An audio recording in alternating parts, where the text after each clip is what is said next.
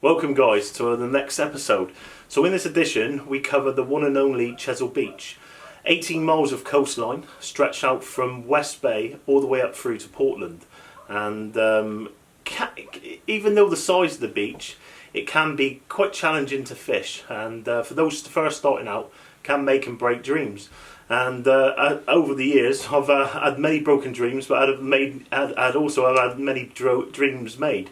And it's a fantastic coastline to fish, and can be quite challenging. And for those that do put the time and effort in, and know the venue and know the area well, do reap the rewards. So we'll start off now and get right into it. So I'm just going to get the map up and start at the Bridport end. So if we start, I'll tell you what where we're gonna start. We're gonna start at Charmouth. That's where we're going to start, just this side of Chesil, and we'll go all the way up to Portland end. So Charmouth can be quite productive small-eyed ray fishing. It's got a couple of high water marks off to the left hand side as you're looking out to sea, and also can be quite productive over the low water marks as well. I've not fished that many times, but known of some really good small-eyed ray fishing that can be had out over that area. And definitely an area to try and check out. And as we move up through then, we've got the area known as Seattown. So Seattown is probably famously known these days for its ray fishing. I mean, back in the day when we first started out, it was like a hidden gem, and not many people knew about the area and stuff. But obviously with the internet these days now, I used to spend a lot of time at Seattown in my younger years, and had some fantastic rewards for it. And I mean, I know guys have had some really good fish, but sadly, it's one of the areas now that absolutely gets rammed and hammered. And just because it's a venue you can produce decent fish from, and it sees guys obviously trying to take advantage of that, and it's an easy one for people to get an half decent ray out of, you know what I mean. Especially if guys are struggling to get rays and stuff, you normally see it's an area you see a lot of guys tend to hit to just to pull some decent fish out. But it can be quite rewarding. It's very, very relaxing, a nice place to fish, plenty of parking, and yeah, the beach right in front of you. So we move up from that then as we move more towards Chesil itself. And the next one we have over is Eep. Now Eep is known as Lower Eep, is a very interesting beach. Smooth hounds, rays and bass. I've done quite well for ray fishing over the years at Seattown, and it can be quite challenging. It can fish a little bit differently than Seattown itself. But for those that put the time and effort in, and we'll see some good rewards out of Eep.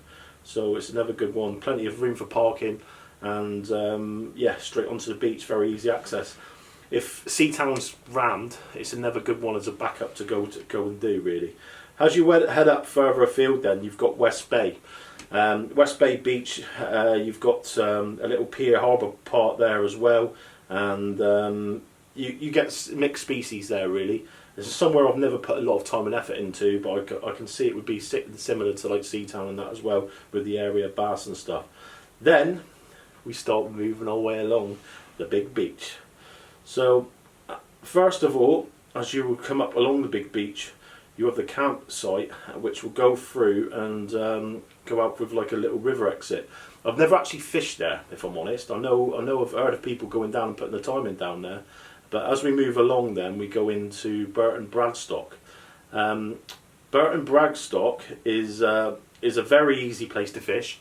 It's got a main car park there, easy access to the beach itself, and can produce rays, bass, you name it. It does tend to throw up a lot of different species, and as sort of give a lot of rewards out. I find this end, the lower end, fishes better at the start of the year.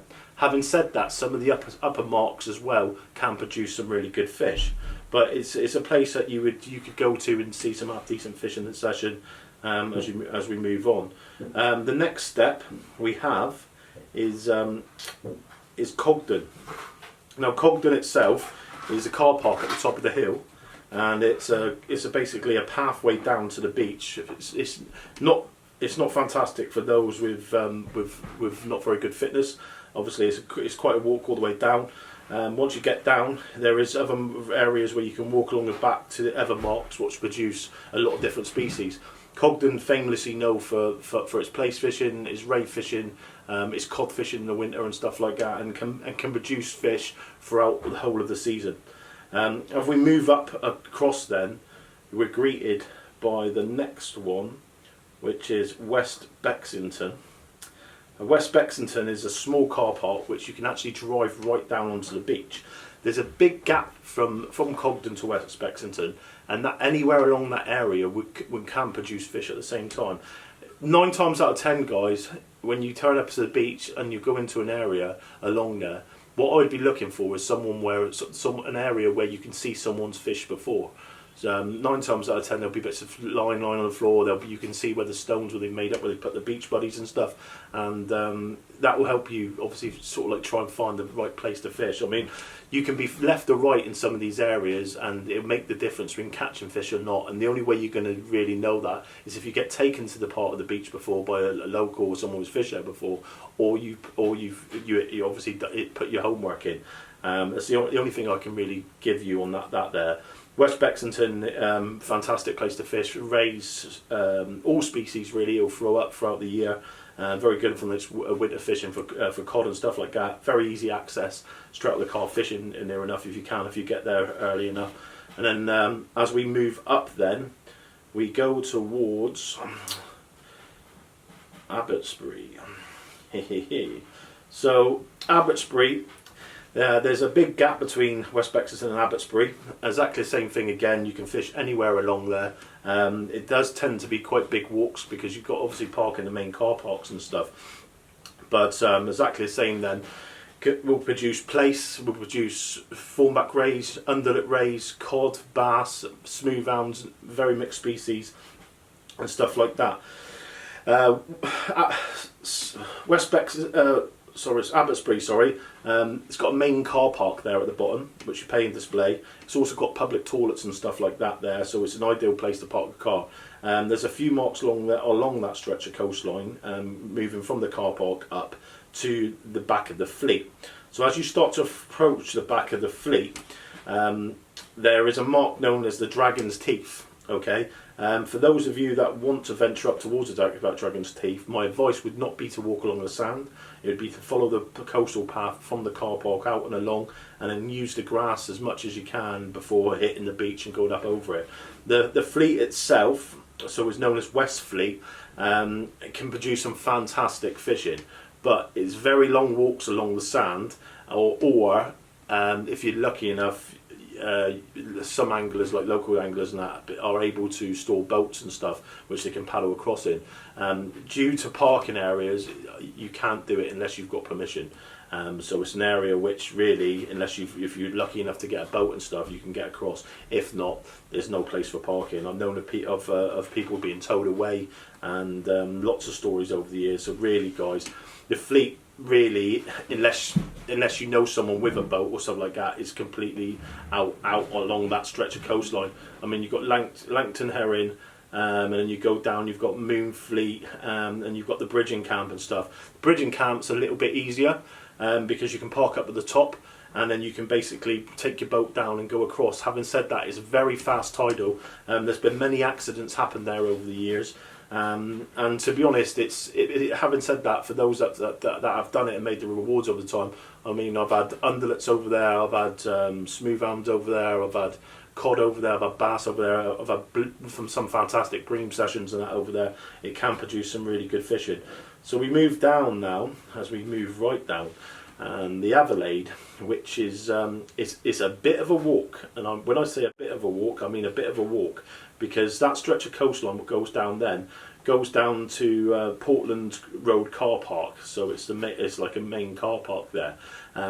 You basically follow the back, and it will take you along some wooden boarding, which helps on your feet, and you can take you right up, and you're basically fishing the wreck. Fished there twice, targeting triggerfish. Never had a triggerfish both times I fished there, It's supposed to be a very good cod mark and stuff like in the winter, and same again for those that know the areas and stuff like that tend to reap the rewards. Straight over from the car park itself there, then you've got basically up over the bank and down through any of that area there will see you fish out all the way down to the bottom, which is known as West Bay, Chesil.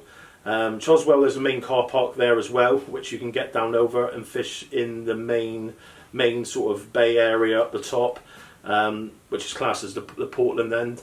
It's very deep water. It can produce rays, it can produce blondes, it can produce small lides, it can produce spotted rays, bass, congers. I believe there's tope been caught over that way before, and cod and that in the winter and stuff like that. Mixed species really, bream. It can throw up literally anything. One of the main joys of Chesil. But I find it can fish in different conditions. It will fish better than others, and it will fish better at different types of the year than others. And yeah, I find like the bottom end, especially the ray fishing, tends to start off better early, and it starts making its way through. Having said that, I'm no expert on Chesil Beach. Okay, it's not an area I've fished loads and put loads and loads of time into. Over the years, I've fished marks and found marks and stuff like that, and over the years, I've had a lot of nightmare sessions. But at the same time, I've been rewarded as well. I mean, I've had some fantastic fish off of Chesil. Going back to the day I had my big turbot off Chesil, loads of small lides and rays and stuff like that off Chesil, and yeah, it's a lovely place to fish. But guys, I hope that's helped a few of you. I mean, all the information I've given there is already available on the internet and stuff, and hopefully you can catch a few fish. I mean, for those that know it, do extremely well, and it is a place what can offer you some fantastic fishing. So that's our Chesil Beach special. Tight lines. See you in the next one.